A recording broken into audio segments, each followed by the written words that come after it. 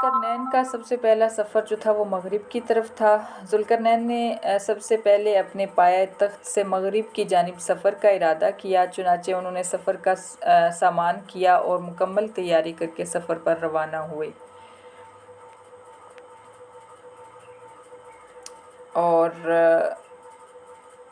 جب وہ چلتے چلتے جانب مغرب میں اس حد تک پہنچ گئے کہ سامنے سمندر آ گیا اور آگے بڑھنے کا کوئی راستہ نہ رہا تو وہ رک گئے، اور ان کو وہاں ایسا نظر آیا جیسے سورج سیاہ دلدل میں چھپتا ہے، کیونکہ سمندر کے کنارے کھڑے آدمی کو ایسا ہی نظر آتا ہے۔ یعنی حضرت ذوالقرنین بادشاہ جو تھے، انہوں نے پوری دنیا کا سفر کیا تھا، اور جب ایک سمت باقی رہ گئی تھی تو ان کی وفات ہو گئی تھی۔ یعنی 3 سمتوں کو، دنیا کی جو حدود ہیں، آخری حدود، وہاں تک انہوں نے جا کے دیکھا تھا۔ تو جب مغرب کی طرف گئے تو ان کو لگا کہ سورج جو ہے سیاہ کیچڑ کے اندر، دلدل کے اندر غروب ہو رہا ہے، اور سیاہ پانی کے چشمہ سے مراد ایسی جھیل ہے جس کے نیچے سیاہ کیچڑ ہو، جس کی وجہ سے پانی کا رنگ بھی سیاہ دکھائی دیتا ہو۔ مورخین کا خیال ہے کہ یہ بحر ایجین ہے، اور اس سمندر کا تعلق بحر اسود سے ہے۔ بہرحال اس کی بھی بہت ساری ڈیٹیل ہے۔ ذوالقرنین نے یہ سفر کیوں کیا تھا؟ قرآن کریم نے مقصد سفر کی طرف کوئی اشارہ نہیں کیا، اس لیے کوئی قطعی بات نہیں کی جا سکتی۔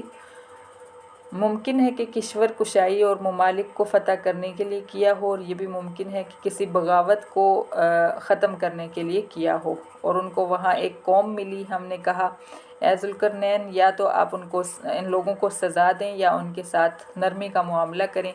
یعنی یہ قوم پوری طرح تمہارے قابو میں ہے، ان کے ملک پر تمہارا قبضہ ہو چکا ہے، بس جس طرح چاہو ان کے ساتھ معاملہ کرو، چاہو تو ان کو کفر کی پاداش میں سزا دو، چاہو تو ان کے ساتھ حسن سلوک کرو۔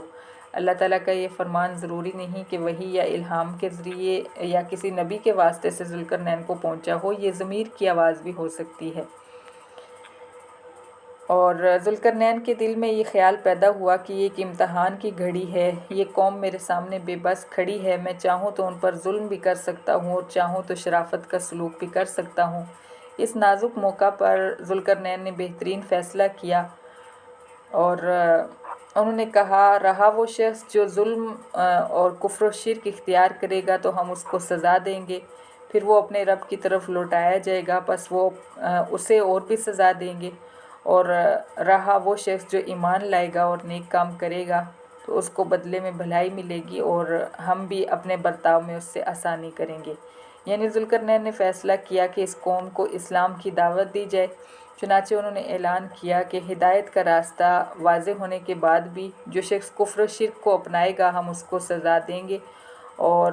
مرنے کے بعد اس کے لیے سخت سزا تیار ہے، اور جو ایمان کا راستہ اختیار کرے گا اور عمل صالح میں لگ جائے گا اس کو اس کے عمل کا بھرپور بدلہ آخرت میں بھلائی کی شکل میں ملے گا، اور دنیا میں بھی ہم اس کے ساتھ حسن سلوک کریں گے۔ ذوالقرنین کا مشرقی سفر، مغرب سے لوٹنے کے بعد پایہ تخت سے جانب مشرق ایک دوسرے سفر پر روانہ ہوئے، پھر انہوں نے سامان تیار کیا یہاں تک کہ وہ طلوع آفتاب کی جگہ پر پہنچ گئے، اور انہوں نے آفتاب کو یعنی سورج کو ایک ایسی قوم پر طلوع ہوتے دیکھا جن کے لیے ہم نے آفتاب سے ورے کوئی آڑ نہیں بنائی تھی۔ یعنی ان قبائل کے پاس دھوپ سے بچنے کے لیے کوئی بھی سامان، مکان، خیمہ، لباس وغیرہ نہیں تھا۔ سورج کی شعاعیں ان کے جسموں پر براہ راست پڑتی تھیں، وہ بالکل ہی تہذیب سے نہ آشنا تھے، نہ ان میں گھر بنانے کا رواج تھا، نہ چھت ڈالنے کا دستور تھا، نہ وہ کپڑا بنانے کی صنعت سے واقف تھے، وہ لوگ بالکل فطری زندگی گزارتے تھے۔ یہ لوگ کون تھے، کس ملک کے باشندے تھے، ان کا دین و مذہب کیا تھا، ذوالقرنین نے ان کے ساتھ کیا سلوک کیا، یہ سب باتیں قرآن نے بیان نہیں کیں۔ قرآن کا مقصد صرف ذوالقرنین کی مہم جوئی اور اولو العزمی بیان کرنا ہے، یعنی صورتحال اسی طرح تھی، اور ہم ذوالقرنین کے پاس جو کچھ اور ذوالقرنین کے پاس جو کچھ تھا اس سے پوری طرح ہم باخبر ہیں، یعنی اصل حقیقت اور واقعہ وہی ہے جو قرآن نے بیان کیا ہے، خواہ وہ کتنا ہی لمبا معلوم ہو۔ اور ذوالقرنین کے جملہ احوال سے اللہ تعالیٰ بخوبی واقف ہیں، ان کے علم سے اس بادشاہ کے معاملات کا ایک ذرہ بھی مخفی نہیں ہے، یعنی جو کچھ وہ کرتا رہا، جو کچھ وہ بادشاہ کرتا رہا، اللہ تعالیٰ اس سے اچھی طرح سے واقف ہیں۔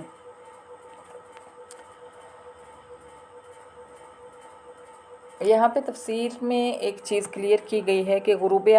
آفتاب کی جگہ اور طلوع آفتاب کی جگہ سے مراد یہ ہے کہ ذوالقرنین اپنے